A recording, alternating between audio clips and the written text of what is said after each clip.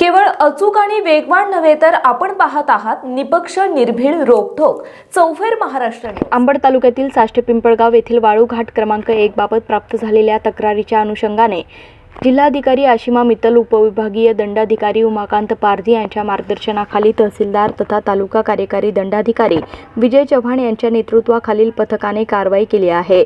या तपासणीत जालना जिल्ह्याच्या हद्दीतील वाळू बीड जिल्ह्यातील घाटधारकांनी बेकायदेशीरपणे पळवल्याचे तसेच घाटांवर यंत्राचा नियमबाह्य वापर होत असल्याचे अत्यंत गंभीर प्रकार समोर आले आहेत।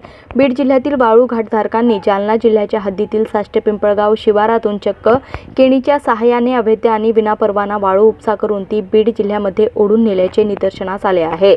जालना जिल्ह्याची वाळू अशा प्रकारे नियमबाह्य पद्धतीने पळवल्याबद्दल संबंधितांवर कठोर कायदेशीर कारवाईची प्रक्रिया सुरू करण्यात आली आहे। साष्टे पिंपळगाव येथील घाट क्रमांक 1 या वाळू घाटावर केवळ मजुरांच्या सहाय्याने काम करणे अपेक्षित असताना तेथे डोझर आणि मशीनचा वापर केल्याचे दिसून येत आहे। तपासणी दरम्यान मशीन फिरल्याच्या खुणा जागेवर आढळल्या असून डोझरच्या सहाय्याने सुमारे 25 फूट उंचीचे रेतीचे मोठे ढिगारे तयार करण्यात आले होते। ईटीपी रजिस्टरच्या नोंदीनुसार 18 एप्रिल 2026 पर्यंत केवळ 3544 ब्रास वाळू उपसा झाल्याची नोंद आहे। मात्र प्रत्यक्ष जागेची पाहणी आणि नजरी आकलन केले असता हा उपसा दाखवण्यात आल्यापेक्षा जास्त असल्याचा प्राथमिक अंदाज आहे। वास्तविक उपसाची कोणतीही अचूक नोंद टेंडर धारकाकडून ठेवली जात नसल्याचेही स्पष्ट झाले आहे। सदर प्रकरणात एटीएस मोजणी अहवाल प्राप्त झाल्यानंतर पुढील कारवाई करण्यात येणार आहे। या तपासणी दरम्यान विनापरवाना आणि विनापावती वाळू वाहतूक करणारा एक हायवा ट्रक पथकाने पकडून तहसील कार्यालय अंबड येथे जप्त केला आहे। तहसीलदार विजय चव्हाण यांनी साष्टे पिंपळगाव घाटासह तालुक्यातील सर्वच वाळू घाटांची ईटीएस मोजणी करण्याचे आदेश दिले आहेत। सार्वजनिक बांधकाम विभाग, भूमी अभिलेख आणि महसूल विभागाचे संयुक्त पथक ही मोजणी करून सविस्तर अहवाल सादर करणार असल्याचे तहसीलदार विजय चव्हाण यांनी सांगितले।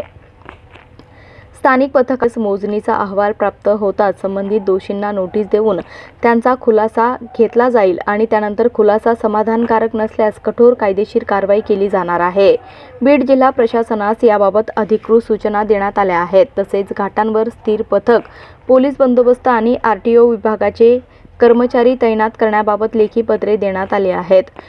बळेगाव व साष्टे पिंपळगाव येथील घाट क्रमांक 1 ईटीएस मोजणी अहवाल प्राप्त होईपर्यंत प्रशासकीय उपाययोजना म्हणून तात्पुरते बंद ठेवण्यात बळेगाव व साष्टे पिंपळगाव येथील घाट क्रमांक 1 एटीएस मोजणी अहवाल प्राप्त होईपर्यंत प्रशासकीय उपाययोजना म्हणून तात्पुरते बंद ठेवण्याचे सांगण्यात आले आहे।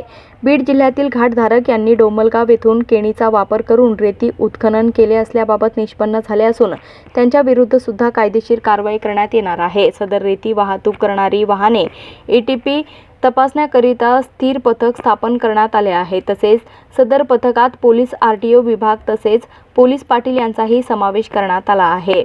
विना क्रमांक व ओव्हरफ्लो वाहने तपासणी करून कार्यवाही करण्यात यावी याकरिता पोलीस विभाग, आरटीओ विभाग यांना त्यांची पथके स्थापन करण्यात यावी यासाठी यापूर्वी पत्रव्यवहार करण्यात आला आहे। त्याचे स्मरणपत्रही देण्यात आले आहे। जिल्हाधिकारी आशिमा मित्तल, अपर जिल्हाधिकारी आणि उपविभागीय दंडाधिकारी उमाकांत पारधी यांच्या मार्गदर्शनाखाली ही मोहीम राबवली जात आहे। साष्टे पिंपळगाव घाटावरील नियमबाह्य उत्खननाचे जिल्हाधिकारी आशिमा मित्तल, अपर जिल्हाधिकारी आशिमा मित्तल, अपर जिल्हाधिकारी आणि उपविभागीय दंडाधिकारी उमाकांत पारधी यांच्या मार्गदर्शनाखाली ही मोहीम राबवली जात आहे। साष्टे पिंपळगाव घाटावरील नियमबाह्य उत्खननाचे व्हिडिओ आणि फोटो पुरावे म्हणून प्राप्त झाले आहेत। कोणत्याही घाटधारकाने अटींचे उल्लंघन केल्यास त्यांची गय केली जाणार नसल्याचे तहसीलदार विजय चव्हाण यांनी चौफेर महाराष्ट्र न्यूजशी बोलताना सांगितलंय। आमचे प्रतिनिधी आय सय्यद, ब्युरो रिपोर्ट, चौफेर महाराष्ट्र। ग्रामीण भागातील ग्राउंड रिपोर्ट, महाराष्ट्रातील चालू घडामोडींची अचूक माहितीसाठी चौफेर महाराष्ट्र न्यूज चॅनलला सबस्क्राईब करा आणि शेअर करा।